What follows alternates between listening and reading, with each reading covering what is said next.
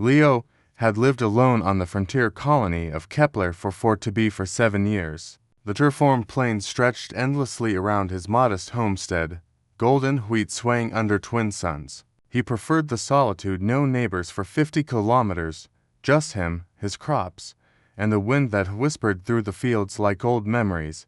That morning started like any other. Leo checked the irrigation systems, fed the chickens humanity had brought across the stars, and watched the horizon where purple mountains touched amber sky. The colony shuttles rarely came this far out. He liked it that way.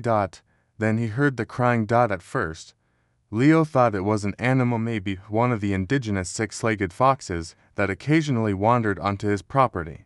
But as he approached his front porch, he froze.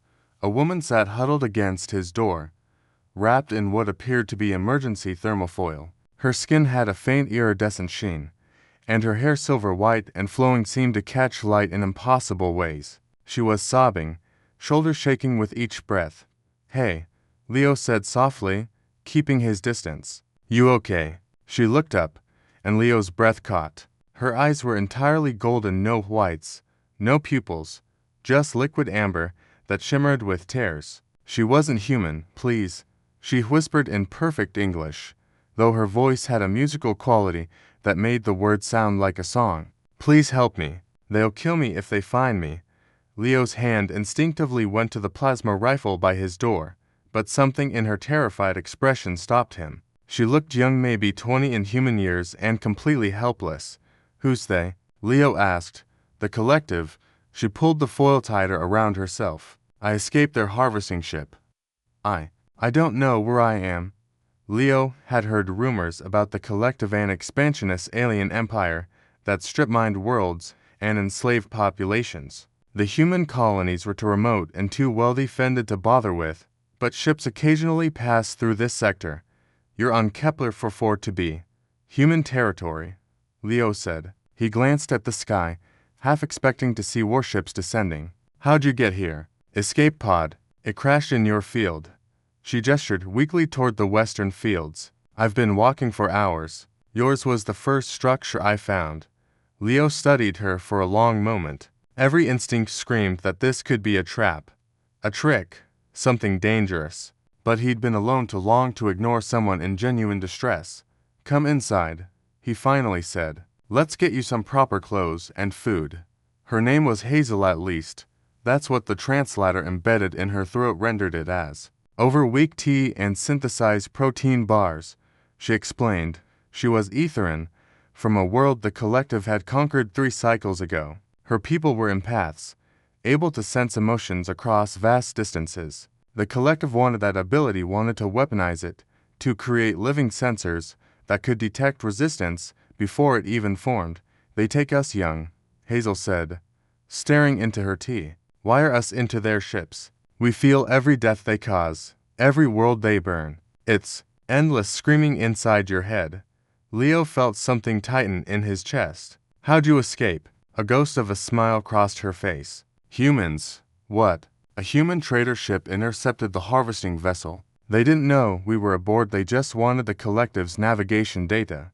But in the chaos, I broke free from the neural interface, found an escape pod." She looked at him directly. "Your people don't follow the rules. The collective can't predict you. That's why they avoid human space." Leo couldn't help but chuckle. "Yeah, we're stubborn like that." Over the next few days, Hazel recovered. Leo gave her his spare room, found clothes that mostly fit, and taught her how to help with the farm. She learned quickly, her empathic abilities allowing her to sense the needs of plants and animals in ways Leo never could. "This one stressed," she'd say, touching a wheat stalk. "Not enough nitrogen in the soil here." She was right every time. Leo found himself enjoying the company more than he'd expected. Hazel asked endless questions about Earth, about human culture, about why anyone would choose to live alone on a frontier world. "Freedom," Leo answered simply. "Out here, I answer to no one but myself. No governments, no corporations, no collectives. Just me and the land." Hazel nodded slowly. "I understand now why the collective fears you. You can't be controlled because you don't need anyone's permission to exist." On the fifth day, the scanner pinged. A ship had entered orbit. Leo grabbed his rifle while Hazel went pale. But as he checked the readings, he relaxed slightly. It's human. Colonial Patrol. He looked at Hazel. They'll have heard about the collective ship in the sector. They want to investigate. Hazel's hands trembled. Will they? Will they send me back? No, Leo said firmly. Human law's pretty clear. You asked for asylum. You're on human soil. They can't touch you. When the patrol officers arrived, they confirmed Leo's assessment. Hazel could stay, apply for colonial citizenship if she wanted. The collective wouldn't dare start an incident over one escaped captive in human territory. After they left, Hazel stood on Leo's porch, looking out at the golden fields stretching to the horizon.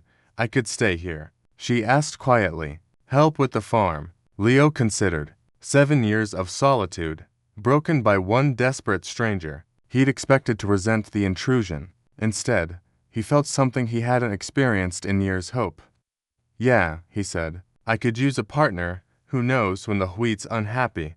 Hazel smiled, truly smiled, for the first time since she'd arrived crying at his doorstep. Under twin suns, on a world far from both their homes, two strangers began building something new. Humanity's greatest strength wasn't their weapons or their ships. It was their willingness to extend a hand to those with nowhere else to run.